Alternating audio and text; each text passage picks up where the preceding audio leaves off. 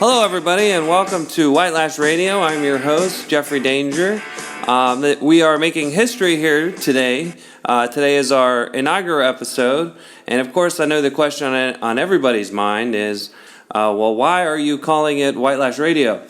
And the reason I'm calling it White Lash Radio is because Van Jones of CNN Stardom, the very handsome Van Jones, was discussing on CNN exactly what the hell happened with Donald Trump becoming president when, of course, Hillary Clinton was supposed to become president. That's what was supposed to happen. Of course, it did not happen because people did not want it to happen, and Van Jones was upset. So, of course, what does he do? Van Jones kind of leans on the old crutch of racial animus. Of course, instead of saying that what really happened was that Hillary Clinton was a terrible candidate. She was a no energy candidate. She was a crook. Van Jones blames white people, and of course, this is something that the Democrat Party has done since the 1800s. Pit white people against black people, and it's no surprise. So I'm going to go ahead and roll the clip for you. We have Van Jones on election night here. Right after it's kind of coming to grips that Donald Trump is going to become the president of the United States. There's another side to this. People have talked about a miracle. I'm hearing about a nightmare. It's hard to be a parent tonight for a lot of us. You tell your kids, don't be a bully. You tell your kids, don't be a bigot. You tell your kids, do your homework and be prepared. And then you have this outcome, and you have people putting children to bed tonight, and they're afraid of breakfast. They're afraid of, how do I explain this to my children? I have Muslim friends who are texting me tonight saying, should I leave the country? I have families of immigrants that are terrified tonight. This was many things. This was a rebellion against the elites. True, it was a complete reinvention of politics and polls, it's true. But it was also something else. We've talked about race. We've talked about everything but race tonight. We've talked about income. We've talked about class. We've talked about region. We haven't talked about race. This was a white lash. This was a white lash against a changing country. It was a white lash against a black president in part. And that's the part where the pain comes. Thank you guys for listening to that. And that was a somber moment from Van Jones on election night coverage. I guess it wasn't quite going the way that Van Jones wanted it to go, but I'm hoping that he can get some Neosporin or some acetaminophen or some Percocet for that pain, and maybe we can move forward. But in all honesty, this was not a white lash. It could be described as a Hillary lash. Basically, Hillary was a shitty candidate. You could call it an Obama lash because he was not a good president. You could call it an elitism lash, a political correctness lash, a corruption lash, an immigration lash, a terrorism lash, a joblessness lash, an America Last lash, a racial division lash, a minority pandering lash, an Obamacare lash, a basket of deplorable lash, and a what the hell is white privilege lash. So you have the air going out of Van Jones' sails, and of course the only thing that they can blame is white people and race and racism, and I think this is indication of what's to come. You're not going to see very much looking inward with the Democrat Party. You're not going to see much feel that they need to change. I mean, already with Pelosi becoming the minority leader in Congress, we're seeing that change is not coming to the Democrat Party. And what we will see is a renewed a renewed viciousness towards Donald Trump. And Donald Trump's ready for it. He's got his little Twitter account, and he's writing whatever comes to his mind, and supposedly, or researching it for weeks. You don't know because it's Twitter, and this has got everything to do with the Democrats and the media. I mean, if you think for a minute that the media was any way fair to Donald Trump, you've got another thing coming.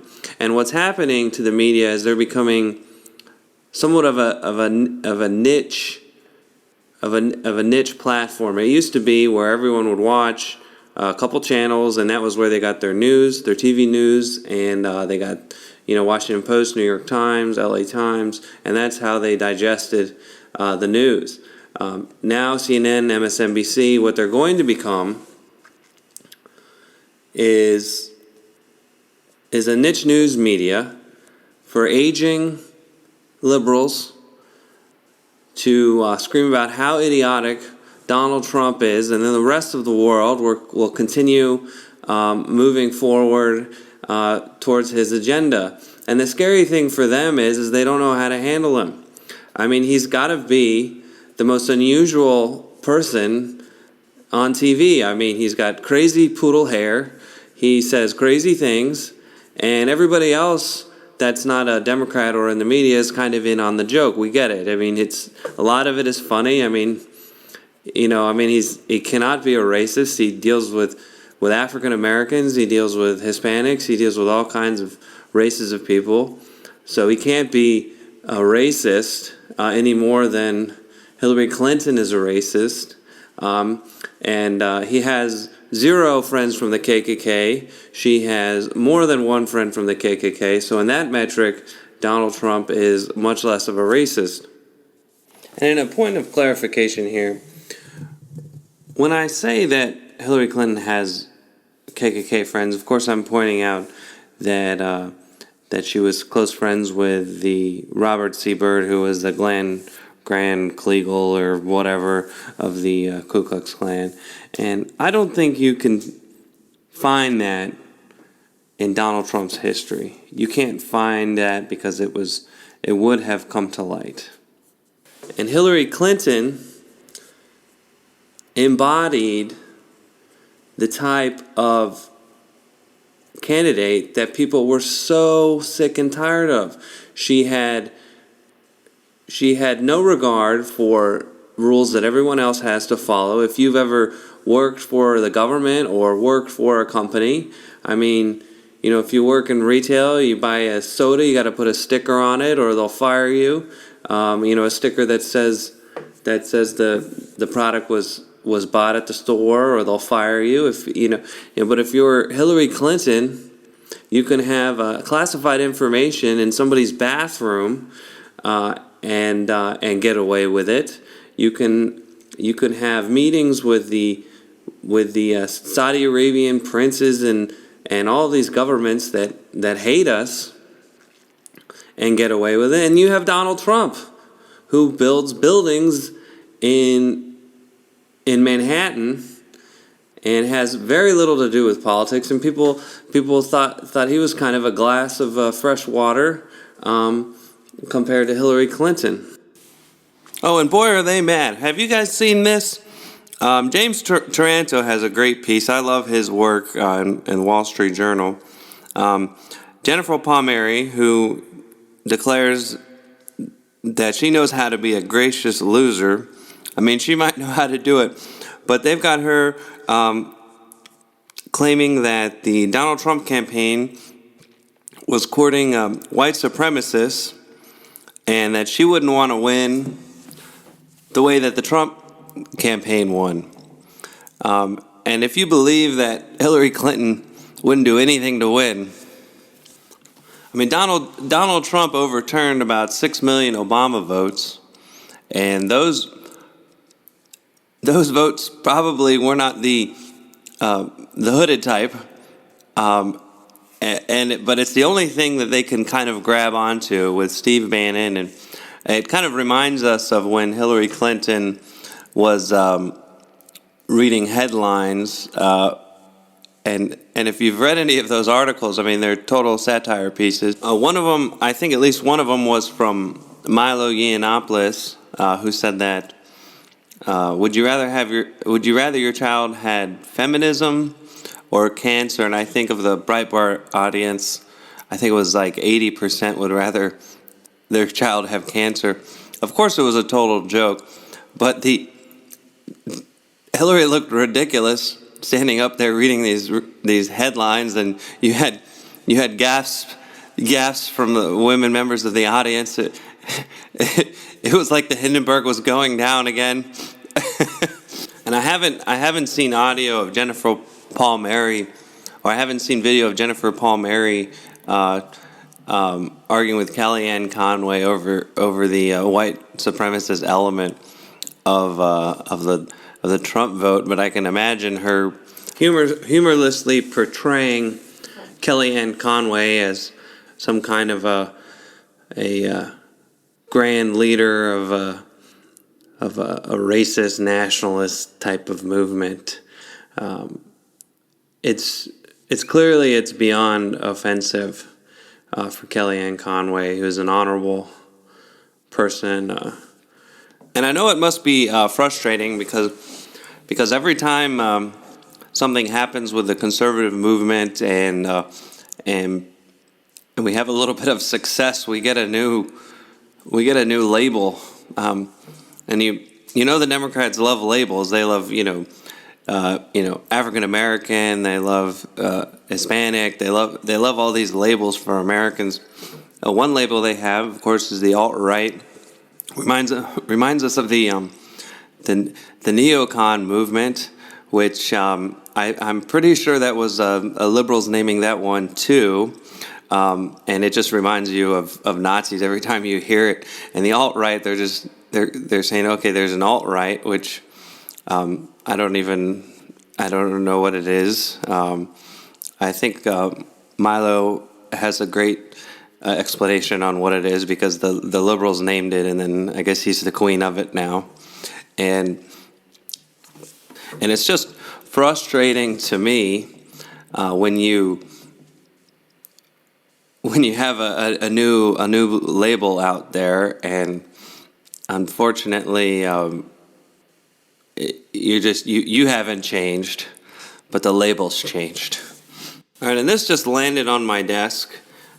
This is a definition of the alt-right by Hillary Clinton. She says, the alt-right is short for alternative right. The Wall Street Journal describes it as a loosely but organized movement, mostly online, that rejects mainstream conservatism, promotes nationalism, and views immigration and multiculturalism as threats to white identity. And I'm just a little verklempt here about exactly who is out there talking about white identity. I mean, the only people I've heard about talking about white identity are Colbert and the nightly news shows. I mean, and if you have a differing opinion than the liberal zeitgeist, you get a label. So multiculturalism is, I believe, refers to the infection of Europe by Muslim radicals. And if you're not okay, you don't feel that is kosher, then you get a label. And I think when you're talking about white identity, I think you really were referring to Western values. If you have your European country develop a pseudo-Islamic character, and your wives and girlfriends and sisters have to go out wearing a hijab, if you feel that is wrong, then all of a sudden you get this label, alt-right, fine, you want to label it, fine. But of course it becomes white supremacy. It just morphs into white supremacy. It's a bit like what they did to Steve Bannon.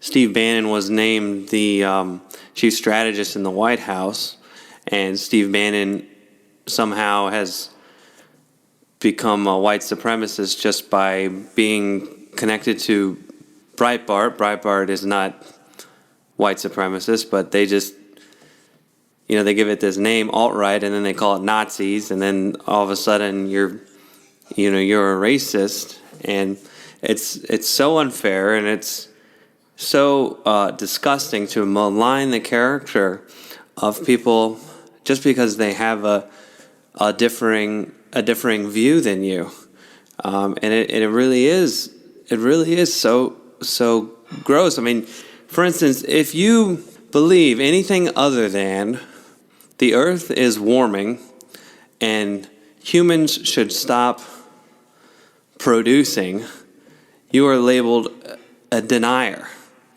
So you could be an alt-right denier. And this reminded me of a book that I read when I was younger, 1984, and they had developed a whole new language for controlling the thought of Oceania's. The place was called Oceania. Oceania's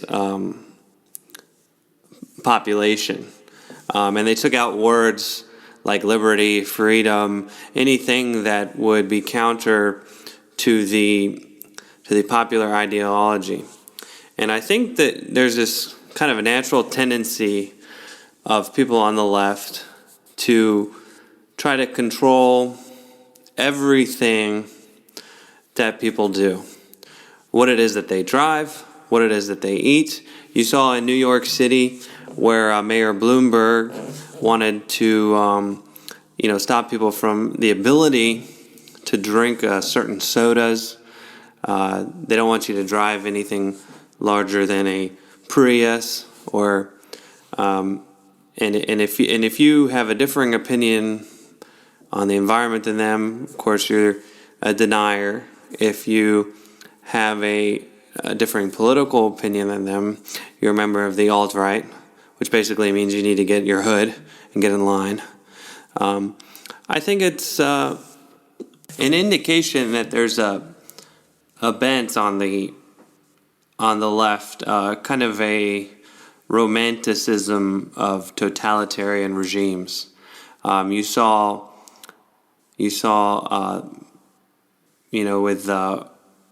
with Fidel Castro passing away in Cuba, Donald Trump, of course, took a very hard line on it.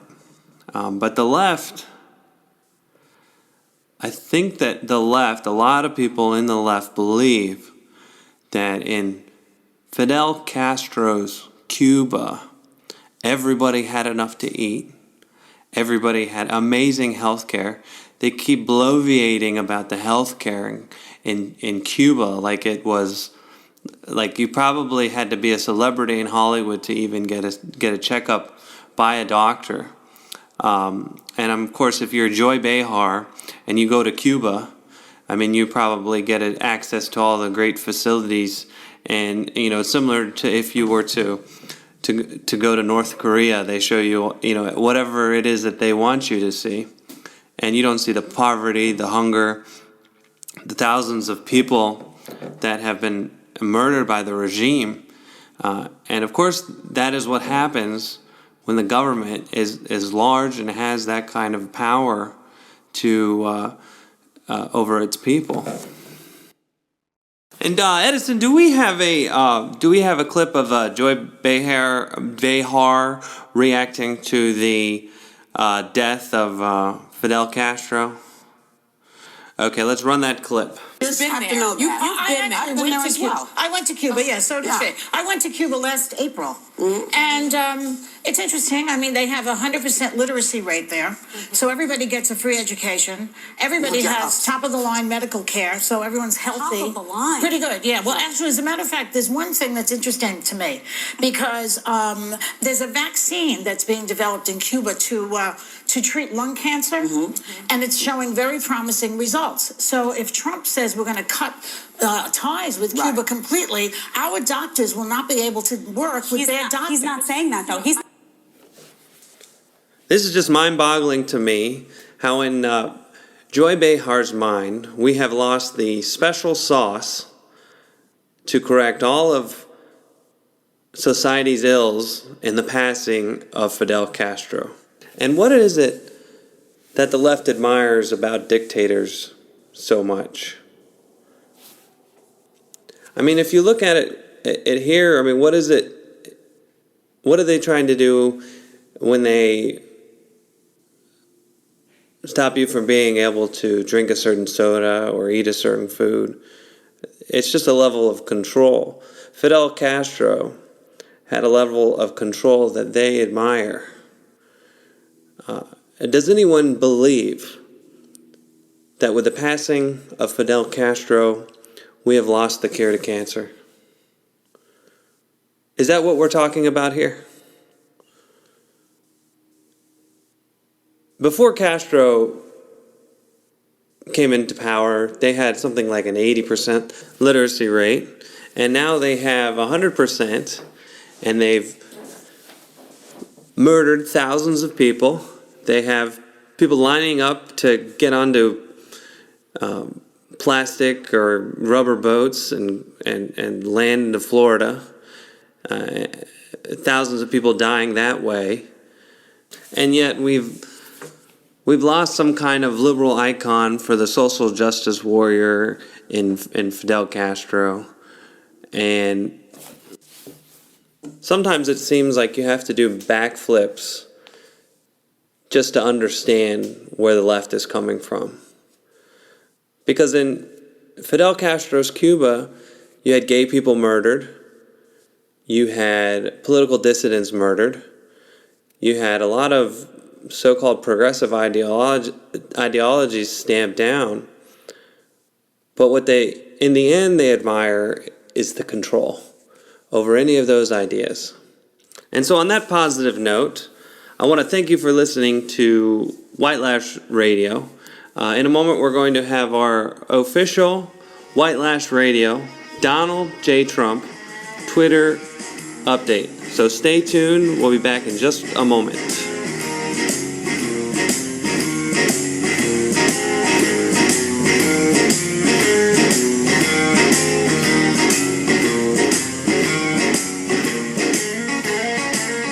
Thank you again for tuning into White Lash Radio. We have our official White Lash Radio Donald J. Trump Twitter update. We were fortunate enough to get into contact with the busy Kellyanne Conway, and she got Donald Trump to read a few tweets for us. And we're starting out with the tweet on November 29th with Donald Trump tweeting about the American flag. Nobody should be allowed to burn the American flag. If they do, there must be consequences. Perhaps loss of citizenship or a year in jail. We at White Lash Radio were hoping that the Donald would add waterboarding and torture to that tweet just to kind of up the satirical aspect of it, but I guess that would be unpresidential.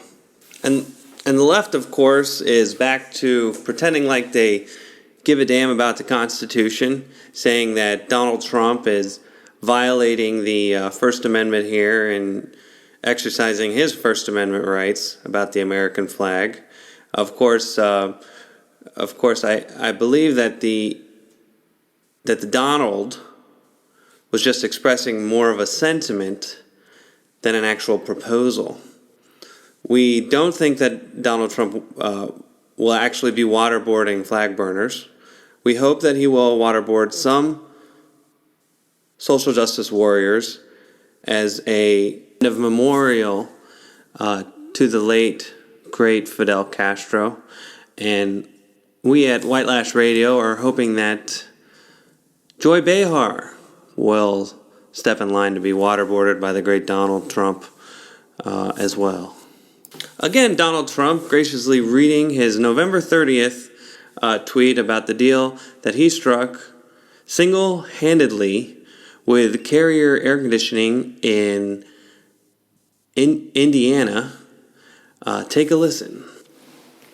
Look forward to going to Indiana tomorrow in order to be with the great workers of Carrier. They will sell mini air conditioners. So Donald Trump speaking before Carrier Air Conditioning in Indiana in front of dignitaries, employees of Carrier Air Conditioning. He's got a very nice natural hue to his skin. He's looking less orange. His hair looks great. His hands are commanding and powerful. And he's there to take credit for bringing 1,100 jobs back to Indiana and back to Carrier.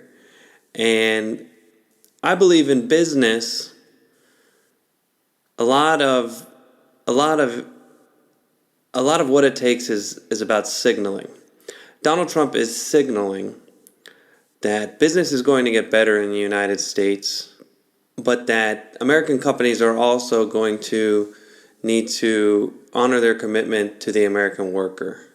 And I think that's the trade-off here. And I think it makes a lot of sense to the little people like myself and the little people like the workers at Carrier and like the 60 million voters that voted for Donald Trump.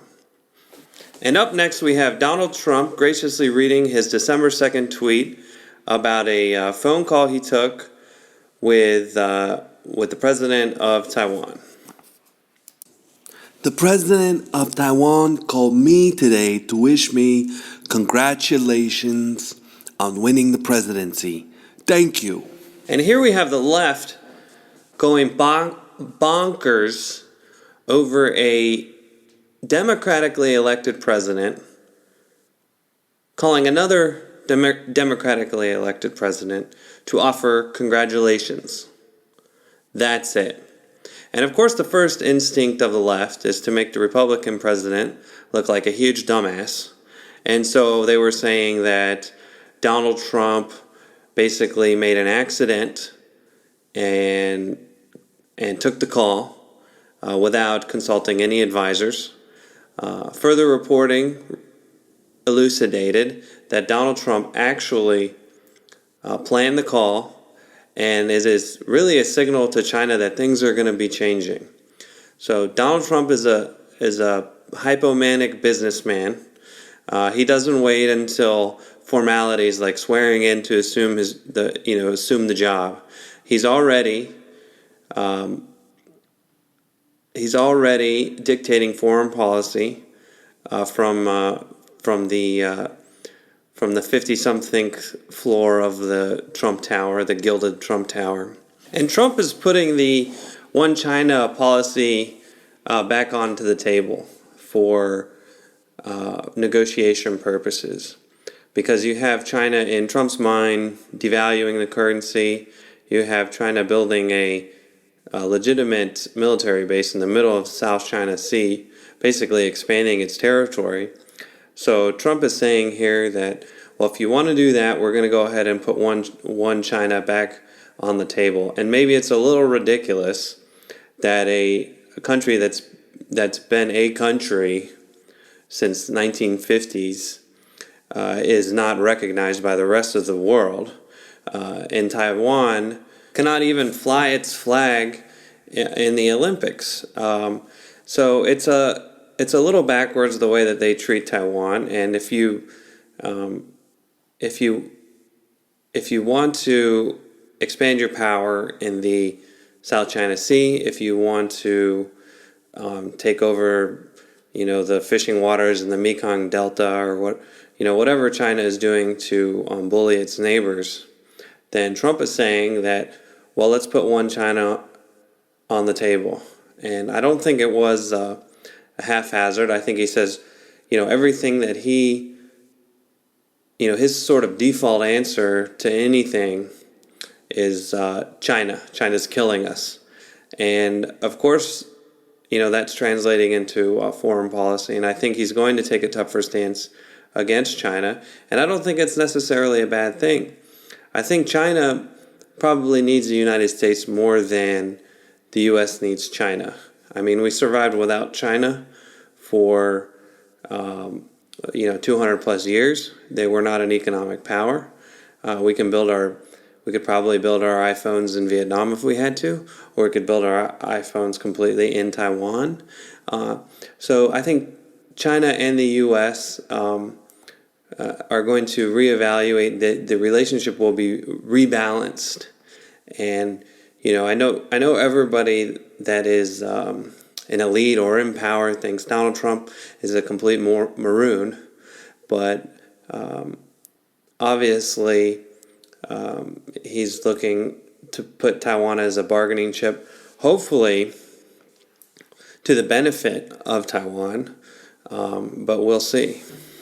So again, we are fortunate enough to have Donald J. Trump reading his tweet on December 3rd about Saturday Night Live. Take a listen. Just tried watching Saturday Night Live. Unwatchable. Totally biased, not funny, and the Baldwin impersonation just can't get any worse. Sad. Here we have proof that the Donald himself does not like being made fun of.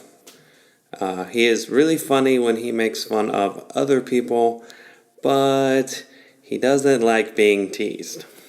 On December 5th, we have Donald Trump with a measured response to criticism that the Donald does not allow press enough access into his administration. Now, we don't know if that's because the press has decided that he's a white supremacist, or that Steve Bannon's a white supremacist, or that perhaps he feels that the press is slightly biased. I'm not sure. But on December 5th, Donald Trump is tweeting about his use of Twitter to connect directly with his supporters. If the press would cover me accurately and honorably, I would have far less reason to tweet. Sadly, I don't know if that will ever happen. We at White Lash Radio here are ready to go out on a limb and say that it probably won't happen. I'm thinking the Donald's going to have a very active Twitter account and probably a less active press corps. I don't know what that will do for democracy, for the First Amendment. But at the same time, if I were to put myself in the Donald's shoes, I probably wouldn't like being called a bigoted racist who promoted a neo whatever to as my top strategist. They've been very unfair to Donald, and he's taking it out on them. So I don't know if, in a sense, he's negotiating with them by using more Twitter and by sneaking out on them to go to dinner, or by not involving them in every decision that he makes. But it'll be interesting to see the dynamic that Donald has with the press, because it looks like it's going to be unprecedented.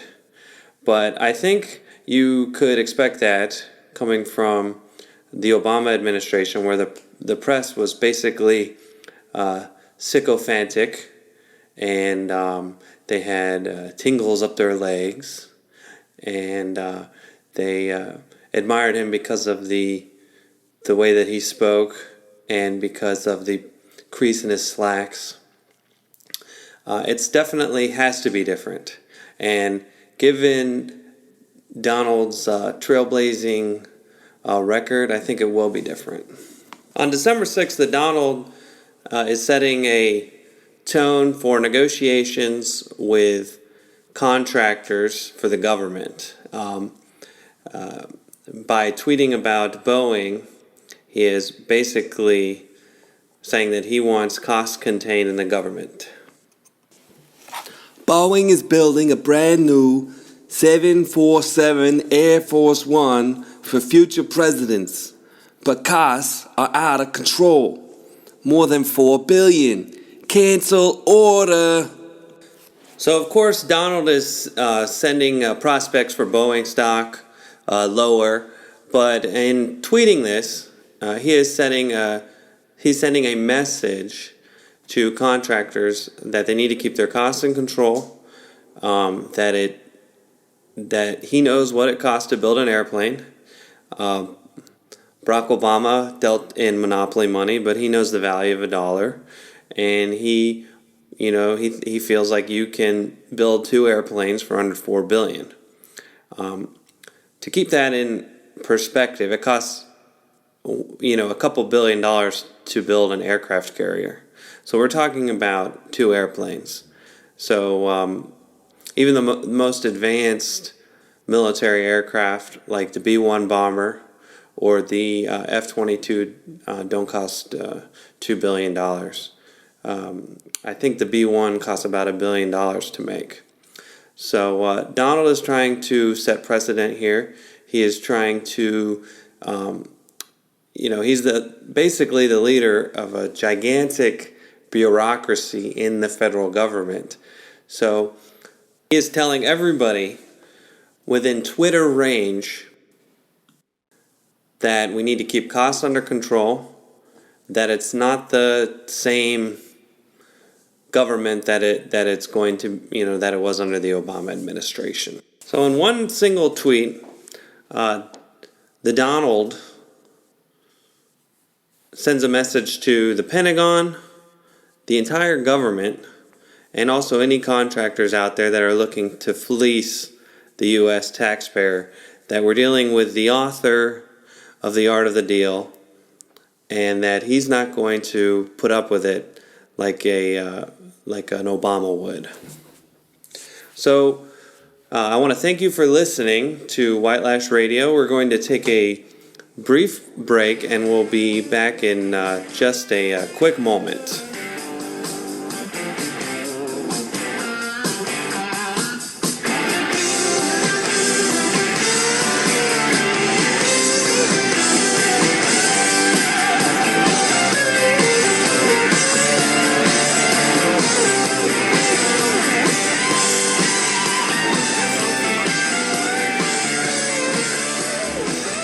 Hello, folks, and welcome back to White Lash Radio.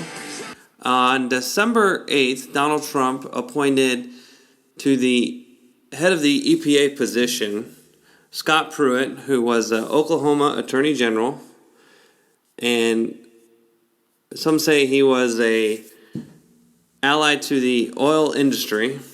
Donald Trump already has kind of a spotty record with regard to global warming. He tweeted out in November of 2012 that he felt that the concept of global warming was created by and for the Chinese in order to make U.S. manufacturing non-competitive. So I think this is pretty much a cutesy tweet by Donald. We at White Lash Radio here feel like the Donald was joking. Of course, everything that the Donald says is taken literally by the left, and as James Taranto would say, literally but not seriously. The right takes him seriously but not always literally. So Scott Pruitt is probably going to unwind some of the anti-growth regulations by the EPA. And I have here a clip of Judy Woodruff sitting down with Scott Siegel of Bracewell and Rhea Sue, who is the president of the Natural Resources Defense Council. Judy Woodruff asked Scott Siegel, "Miss Sue and others in the environmental community are worried that what Mr. Pruitt is going to do is basically undo the bulk, basically the heart and soul of these regulations, and the differences that these regulations make. Right. I just don't think there's any evidence of that. I mean, I think they're going to proceed basically on sort of two levels. The first is those regulations which have gone further than the underlying statutes would allow. Yes, those regulations are probably going to be pared back to the extent that Attorney General Pruitt can do so consistent with law and public policy concerns. So that's going to happen. Broader than that, though, EPA must go through regulatory reform. It simply must. It has for a long time overstated the benefits of its rules with the knowing acquiescence of the major environmental organizations in this country, and it has done so in a way that has misspent resources that could better protect the American public if they were spent more wisely. And I believe a degree of regulatory reform is necessary for that agency. I mean, that is exactly what was said on the campaign trail. Regulatory reform is a critical element. You won't get it with using the same old players. What about that, Rhea Sue? So, I think this language of regulatory reform, of overstepping legal boundaries, I mean, like when it comes down to it, these are the basic values that uphold our standard of living, our quality of living, the right to drink clean water and to breathe clean air. It's not regulatory muckety-muck. These are basic values that, again, most Americans believe is their right. So there you have it, Rhea Sue of the Natural Resources Defense Council, clean air and clean water. There's nothing to discuss here. The EPA is perfectly balanced in their approach to business and approach to the environment. There's nothing to see here. There's nothing to change here. If anything is changed at the EPA level, then you'll be drinking murky water and breathing in smoke and pollution. And Tucker Carlson got the social justice warrior take on Tucker Carlson tonight. He was interviewing social justice warrior Erin Schroed. Tucker asked her, "The reason I want to talk to you is a tweet that you sent out after seeing the cover of Time's Man of the Year on the Today Show this morning, and you wrote this: Adolf Hitler was Time's Man of the Year in 1938. Donald Trump is Time's Man of the Year in 2016. Discuss." Well, I think that there are a lot of lessons that we can learn from the 1930s and Nazi Germany. Not to say that this is the identical situation, but there's a lot to be gained from looking back, how we cannot make the same mistakes of the past. So what kind of conversation, describe the discussion that you were trying to invoke by comparing Trump to Hitler. I think that it's very important that we are critical, that we do not normalize or sanitize the rhetoric or actions of Donald Trump or the ghastly appointees to his new administration. And I want people to remain vigilant. I want people to realize that none of this is normal. None of the hate speech, the hate crimes that are spiking in the United States. And we, as the American people, have to hold our president-elect accountable. Okay. Ladies and gentlemen, I know you can't see it, but if you could, I think you would be able to notice the hate and the vitriol in this social justice warrior's eyes as she is comparing Donald Trump to Adolf Hitler, which is a not so novel trick by the left. Anytime they have a disagreement, it just straight back to the 1930s.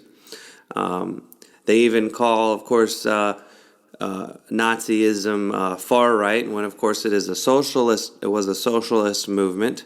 It was a movement about government control, and she is doing this over Donald Trump's cabinet picks. His pick for the EPA was especially disconcerting because, of course, the world will probably be ending soon because of climate change, and that's her frame of mind. So whatever it takes to stop the rising of the oceans, to stop the cooking of the earth, must be done to save humanity.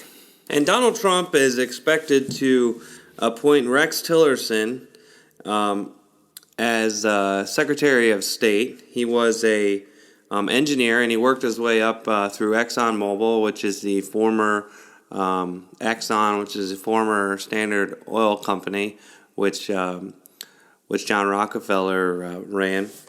He has supposedly has ties to Russia. I know Exxon operates in Russia. They operate all over the world, Saudi Arabia, everywhere. I think the Donald's approach here is that he wants to find somebody like him, somebody who can negotiate with leaders of foreign countries. In a lot of these countries, oil is their primary resource and their primary way to make any money. So this is guaranteed to make the left angry, like the Aaron Schroeder that we saw on Tucker Carlson tonight. And have you guys seen the this hubbub about fake news? So they had Brian Williams had a piece on fake news. Take a listen. Another former general in the Trump circle is receiving new attention. His national security advisor designate, Mike Flynn. Flynn's son was fired by the Trump transition today for passing on fake news stories via Twitter. But his dad, the retired Army three-star general, has passed on some gems himself. Here are a few. Clinton is involved with child sex trafficking and has secretly waged war on the Catholic Church, as well as charges that the president is a jihadi who laundered money for Muslim terrorists. As we talked about here last night, fake news played a role in this election and continues to find a wide audience. The original exaggerator himself, Mr. Brian Williams of NBC News, who's been so unfortunate as to suffer his plane being hit by his helicopter being hit by an RPG, which reminds us of Hillary Clinton landing under sniper fire. He also claimed to be flying with SEAL Team 6. I don't know if they allowed Mr. Williams to rappel from the aircraft or fire a weapon at terrorists. I am not sure if even he may have been the one that shot Osama bin Laden in Abbottabad. Brian Williams has claimed to have ingested floodwater during Katrina. So I think what probably happened is he was there, but he's claiming that he was doing the backstroke through the floodwaters of Katrina. He claims to have been rescued from a 5-star hotel by an officer. So if there's no news to report on, and it's Brian Williams, he will make up the news. And it seems that he has a long history of fake news himself. And I believe that the root of this is that the Democrat Party does not want to look inward on itself. It wants to blame external factors as to why they lost to the second coming of Adolf Hitler, Donald Trump. But at the end of the day, it's going to be Jim Comey's fault. It's going to be the Russians' fault for apparent. They're claiming that the Russians hacked emails, and it's going to be the fault of fake news. Now, fake news could be a response to the call from left-leaning journalists to throw everything but the kitchen sink at the Donald. Jim Rutenberg had a piece in New York Times about how journalists should give up all journalistic integrity to stop the evil Donald Trump from becoming the president of the United States. And none of it worked. None of it worked because it was a race between two people. At the end of the day, it was a race between Hillary Clinton, who was corrupt, embodied all that was bad about politicians, corrupt, arrogant. She felt she should be crowned president of the United States. She was going through the motions, and you had Donald Trump, who flew to 5 different states every day, who got 3 hours of sleep every day, and worked extremely hard to attain the office of the presidency, and they are freaking out. On December 8th, John Glenn passed away. John Glenn was the first American to orbit around the globe in space. John Glenn he was born in Ohio. He served in World War II and in Korea. He was a Marine pilot. He was an American hero. He was a test pilot, and he was part of the Mercury 7 during the beginning of the NASA space program. I think this was probably one of the more dangerous times to become an astronaut, right at the beginning of the program. John Glenn didn't know if when his rocket took off, if he would be able to come back safely. And he was a very, very brave man. We need more Americans like John Glenn. And he was a hero, and the United States will miss him. And I want to thank you guys for listening to White Lash Radio. I'm your host, Jeffrey Danger. I would like to give a special thanks to Mr. Van Jones, who on CNN special election night coverage helped us name this program. And I would like to thank Donald, for so graciously reading tweets, and of course Kellyanne Conway for helping us contact the Donald. If you'd like to tweet at us, tweet at WhiteLashRadio. If you would like to email us, our email is whitelashradio@gmail.com. You can hit me up on my YouTube account. It's White Lash Radio. And thank you guys so very much. And I'll see you next time.